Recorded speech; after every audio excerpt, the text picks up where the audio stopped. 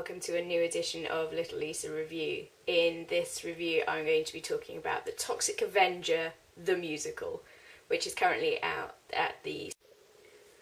So this is about the Toxic Avenger, which was at the Southwark Playhouse until the 21st of May. Toxic Avenger was put onto the stage on Broadway. It was a 5-person cast, 2 women and 3 men. The set at the Southwark Playhouse, as you came into the theatre space, you automatically were on the stage, and there was chairs dotted around the outer edge, so you had to make sure like your bags and that were underneath them because you could interfere with the actual production when it started. The set itself was a very industrial looking, with containers and radioactive signs in the background, and the forefront of the stage on either side were 2 smaller barrels with items placed inside it which were used during the performance, with a green light just to portray toxic waste. And then there was a large sign to one side saying "Welcome to Tromaville," which was where the location of the production was based at. As you take your seats and you're waiting for the show to begin, the sound around you is of like bubbling waste, or just a toxic kind of sound. It's just bubbling water, really. There was an orchestra, which was a very small band, and it was found just behind the sign of "Welcome to Tromaville." So the synopsis of this show was that it was based on Lloyd Kaufman's The Toxic Avenger, which was a 1984 film.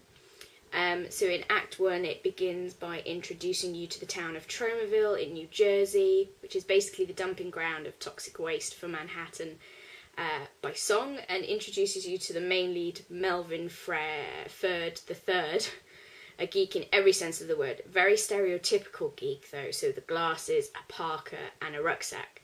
Basically he falls for a girl called Sarah, who is a blind woman, and she's a librarian. Yes, she is blind and a librarian, and that's a joke that they use quite a bit. She was hired by the mayor, who is the villain of the show, to hide plans showing her to be in cahoots with the Good Earth Company, who is dumping the toxic waste at Tromaville. It leads on to the interaction between Melvin and Sarah asks to touch Melvin's face to know what he looks like. That's her way of knowing how he looks, and she discovers, well, to herself, that he's apparently unattractive. To her, he's unattractive.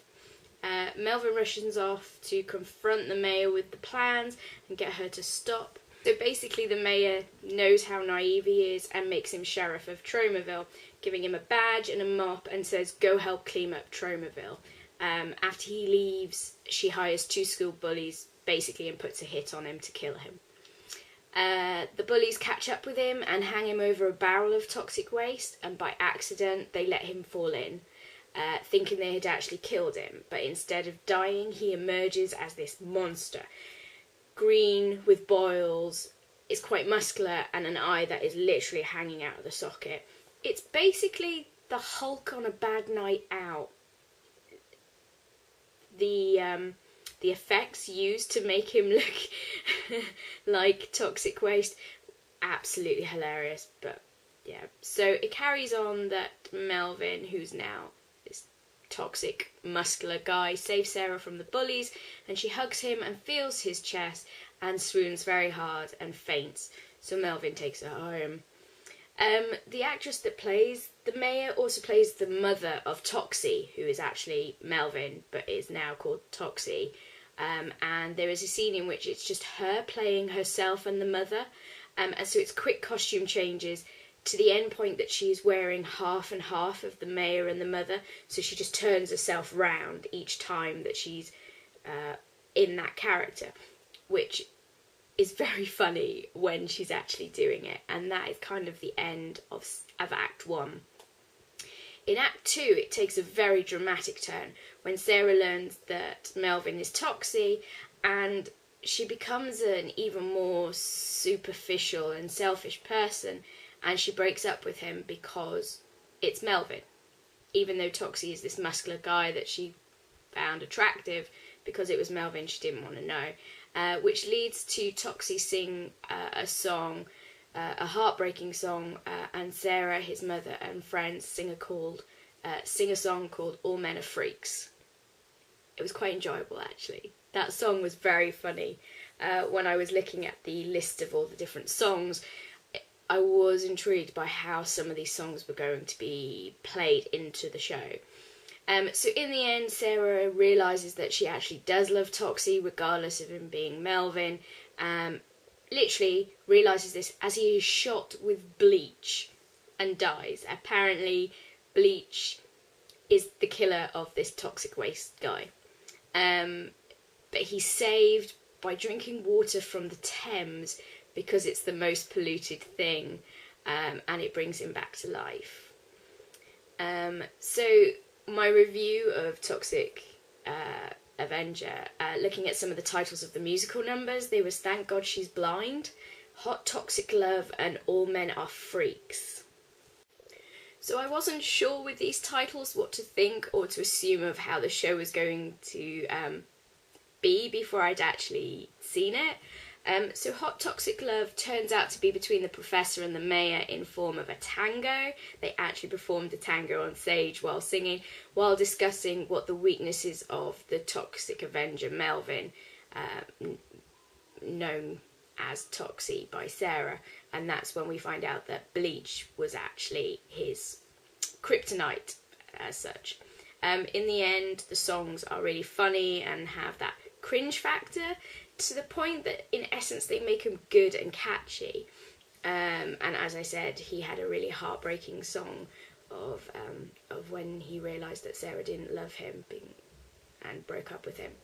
There were a lot of innuendos in this show and very cringeworthy jokes. Like, no point was there not a cringeworthy joke. A lot to do with Sarah's blindness, and Melvin and the other kite. There was a lot of cringeworthy jokes, and it was like, oh look, there's a man in a dress. So it was like, you know, that was a joke. But in such a way as it's like, oh look, there's another one. And it was Sarah making tea for her in a baby doll lingerie outfit as well, and sort of knocking into things and having to fall over. I think even the joke about her being a librarian and being blind, and the way she stumbled into things, and she held out the book as if she was putting it on a shelf, and it just dropped to the floor because she was nowhere near the shelf. Very cringeworthy, and on some occasions it did feel not even cringeworthy, it just felt really wrong to actually laugh at it, as to that it was a fact that that was the joke.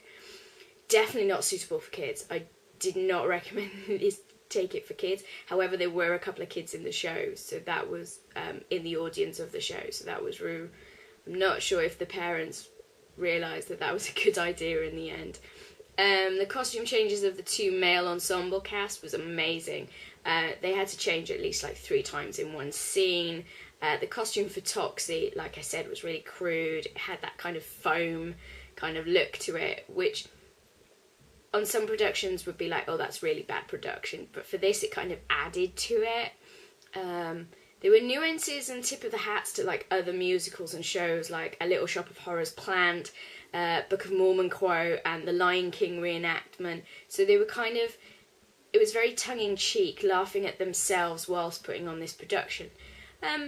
So overall it was an enjoyable show. It was very cringy at times, but it did make me laugh.